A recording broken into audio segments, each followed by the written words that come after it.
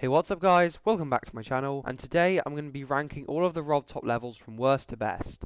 I'm going to be ranking them on gameplay, decoration, though I'll give older levels the benefit of the doubt there, and also how they introduce new mechanics. I'm not going to judge the songs because, well, I already did that. Once again, I'm judging classic levels only, meaning not the tower, but I am going to include the spin-offs, which totals to 39 levels. Now, obviously this list is entirely subjective, so if you disagree with my placements, then please don't throw a fit in the comments because you're just going to look stupid. If you do enjoy the video, then please subscribe, and with that, let's get into the rankings. Now, out of all the Robtop levels, what could possibly be the worst? For me, it's Years. This level has boring gameplay, it's got bland deco, and it doesn't even introduce anything new. Years is an entirely ship level, which is kind of a strange choice considering the ship was just introduced in Machina. Why didn't Robtop take the opportunity to introduce another feature in this level? We will never know. Speaking of single game mode GD World levels, at number 38 we have Embers, the most forgettable Robtop level. Just so you realise how forgettable this is, I almost forgot to record footage for this, that's how forgettable this is. The gameplay is very repetitive and the decoration is quite literally just an uglier version of airborne robots. Round 1. What's worse than bad block design? No block design, which is exactly what this level has. Round 1 just uses partly invisible blocks for the entire level, and the gameplay doesn't really have anything that's fun whatsoever. The challenge looks really simple, with just black blocks for block design, and pretty much nothing in the way of decoration. This might be intentional because the challenge was meant to be made by the Vault Keeper, not Robtop, but I'll tell you what's definitely not intentional. The bugs. Time Machine. This is the lowest ranked level that's not in GD World, and I'll tell you why. 1, 2, 3, 4, 5, 6, 7, 8, 9, 10. Also, the mirror portal is introduced, which doesn't exactly help much. Cycles is in many ways a very similar level to Time Machine, which I hadn't really considered before making this video. They both use a 1.0 block design, they introduce a new feature at the drop, and of course, they use way too many triple spikes. The only reason that Cycles is ranked above Time Machine is because I, well, prefer the ball to the mirror portal. I don't think I'm alone there. At least Robtop totally forgot triple spikes existed when he started making 1.3. Payload. Sorry, what? I just fell asleep from how boring this level is. Can't let go. I think everyone can agree that this is a bit too hard for a 6 star, and that kind of takes away from the enjoyment of the level, because you're expecting to play something relatively easy. Aside from that, the gameplay is pretty boring and repetitive, and the coins are awful. Base after base. The only Robtop level, other than Years of course, that doesn't introduce anything new, but for me that's okay, because with base after base, there kind of isn't anything new left to introduce. The previous 4 levels already introduced all the game features, and the next 2 only show that reverse gravity can be used with pads, orbs, and the ship. So base after base doesn't really have anything else left to explore.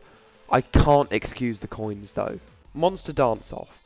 Once again, the first half of this level's decoration is entirely ripped off from airborne robots. At least the second half has some cool effects this time. I also really don't think the introduction of the wave was necessary for this level. Monster Dance Off could have been the epic conclusion to GD World that doesn't introduce anything new, but instead tests the skills you learned through the previous 9 levels as a final challenge before you unlock the custom levels. But instead we got this. What a waste. Space Pirates is extremely boring. If done right, UFO parts can actually be really fun and exciting, but this is largely just Flappy Bird, which is probably the single most boring type of gameplay you can make. The 7 Seas. This is a fine start to Meltdown, the gameplay is cool if a little boring, and the decoration is okay. I am kind of disappointed that Robtop didn't do anything with the pirate theming though. Oh no, not Club Step. About a year ago I tried really hard to beat this for a long time and it has left me permanently scarred.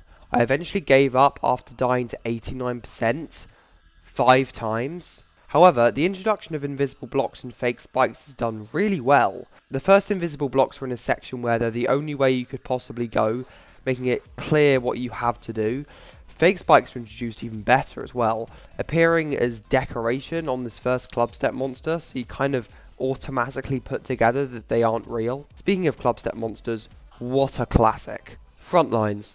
Robtop really failed to make anything in GD World look good, and Frontlines is no exception, with this design with no block or air deco that could probably have been made in update 1.7. At least the idea of having red block borders for regular gravity and blue block borders for flipped gravity, I guess that's pretty interesting. Hexagon Force. As much as I love the song, the gameplay in the duels can be extremely buggy at times, and I especially hate the final duel ship, which killed me so many times. But on the other hand, I genuinely think this is the best and only good decoration in 1.8. Back on track is fine, I guess.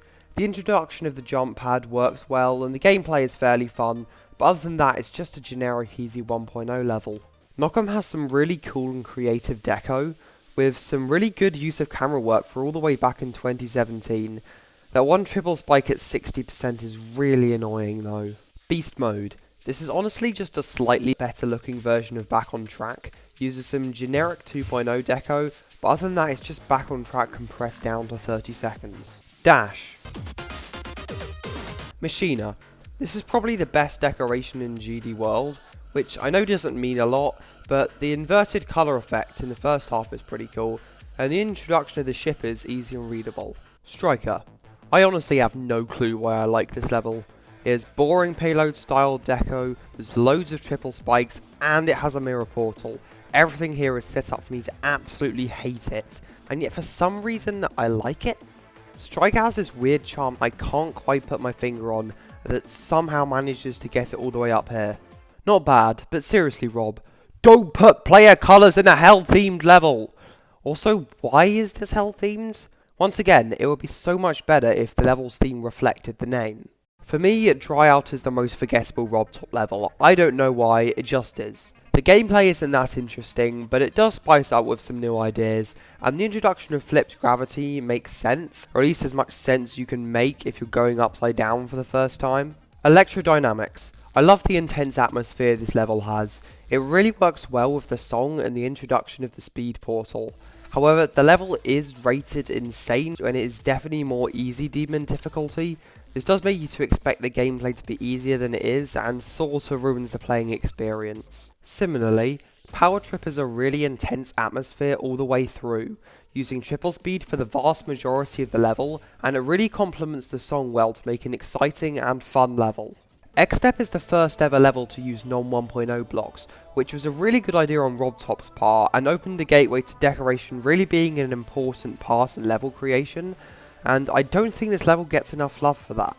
The actual level is okay, the gameplay can be a little frustrating, but it's a massive step up from the copious amounts of triples in the previous two levels. Airborne Robots' decoration style is instantly recognisable and looks really good for 2.0, especially the glow effect that follows the player in some parts and this skull from before Robtop thought they were cool. It's so cool to the point where Robtop even made a sequel to it. Wait, this is Embers! Totu is the most fun Robtop demon, and as much as I hate the song, the gameplay is surprisingly polished if you ignore that one ship timing. The decoration is also not bad for 1.9, and while I wish there was more done with the mini-wave in the level, rather than introducing it right at the end, it's not an entirely new feature, so it doesn't matter that much.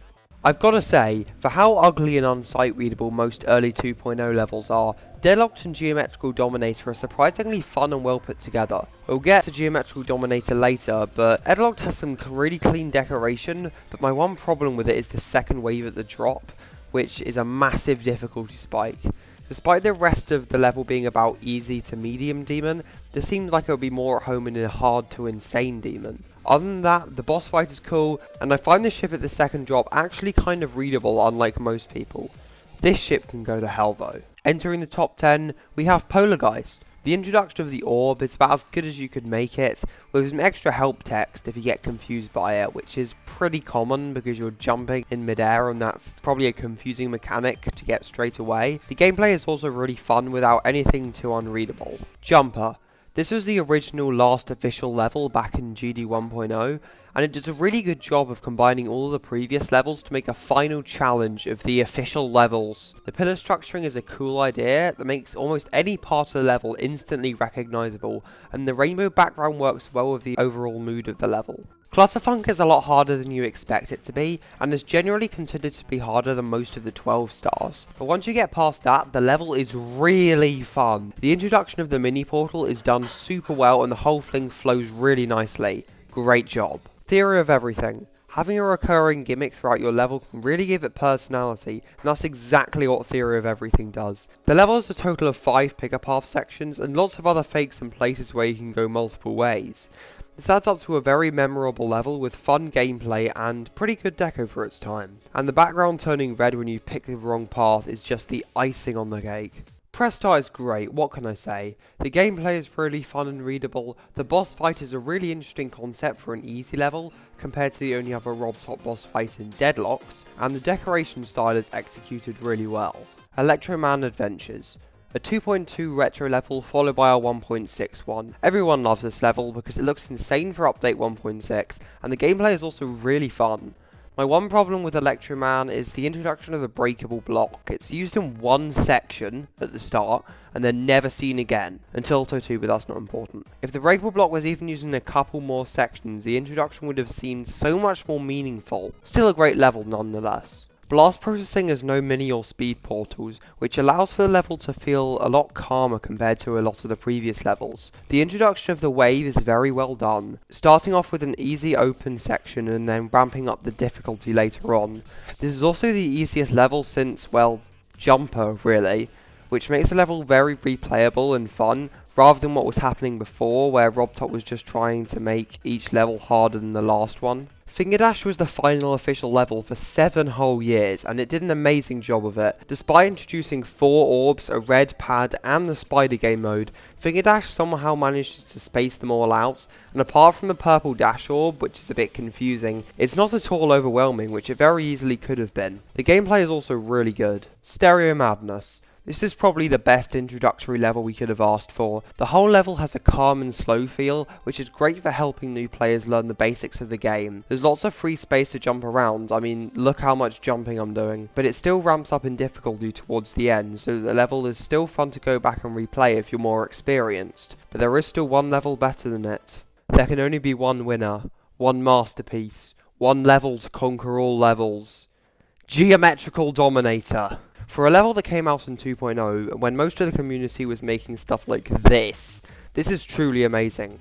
All of the moving objects are very readable, the robot is easy to understand, and the whole level feels great to play. The one thing that people don't like about this level is the dark memory part towards the end, but it's still fairly readable and honestly looks very cool. 10 out of 10 level, no complaints, would recommend to a friend or co-worker. And there you have it, all the Robtop levels ranked by how good they are. Now overall I think Robtop is a very good creator, and before 1.9 and 2.0 he was definitely one of the best in the community. I mean seriously, look at Hexagon Force compared to your average 1.8 rated level. Once again, this is all subjective, so don't get mad in the comments if you don't agree with me. But anyway, thanks for watching the whole video. If you did enjoy it, then please subscribe. Thanks for watching, and bye!